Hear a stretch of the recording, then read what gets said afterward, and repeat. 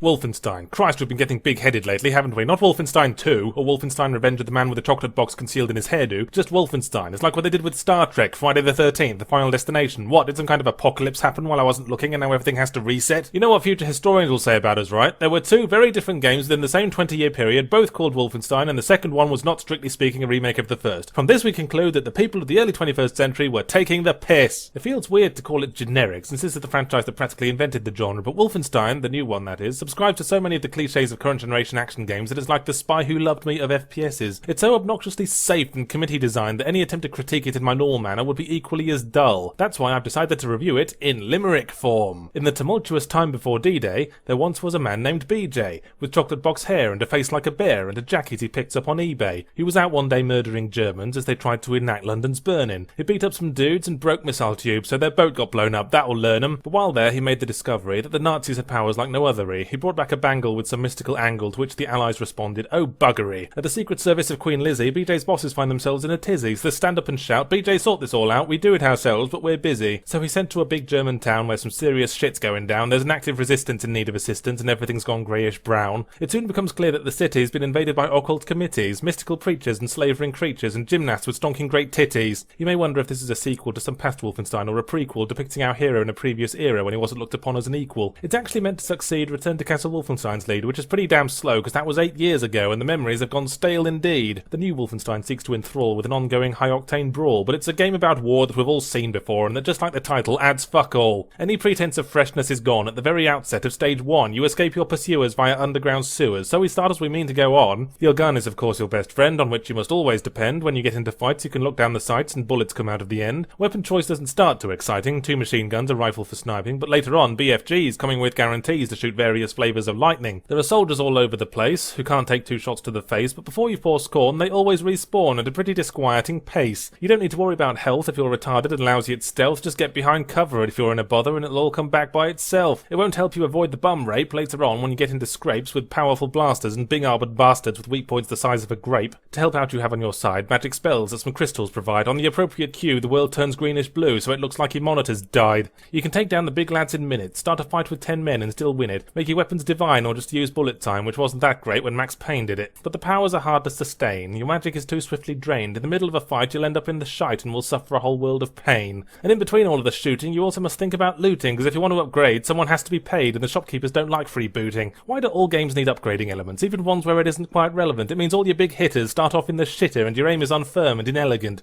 So when you've extinguished the danger you backtrack through all of the chambers searching every last nook for cash and checkbooks, which you won't find much fun I would wager. It transpires that the in-game reality has pretensions to non-linearity. The game says on your bike go wherever you like as long as it's in this principality. But the freedom's a mere gilded cage that adds nothing to inspire or engage, it just means beating feet through the same boring streets just to get to the next fucking stage. There's very little to do except hunt for secrets and money up front, but the reward's pretty lame, all the streets look the same and the bads keep respawning, the cunts. It's not a totally asinine, sure there are optional missions to score, but I went out of my way and found to my dismay that in total there's only like 4. Guess the ultimate question is why should I even bother to try? Every last NPC fills me with apathy. Am I expected to care when they die? I know what you're gonna say. Yahtzee, you slick internet paparazzi. Surely it's always fun to stick the butt of a gun up the arse of a goose-stepping Nazi. Well, if you like starting punch-ups in bars, or your head has been lodged up your arse, Wolfenstein may give at least some joy to Viv, otherwise don't bother. 2 stars.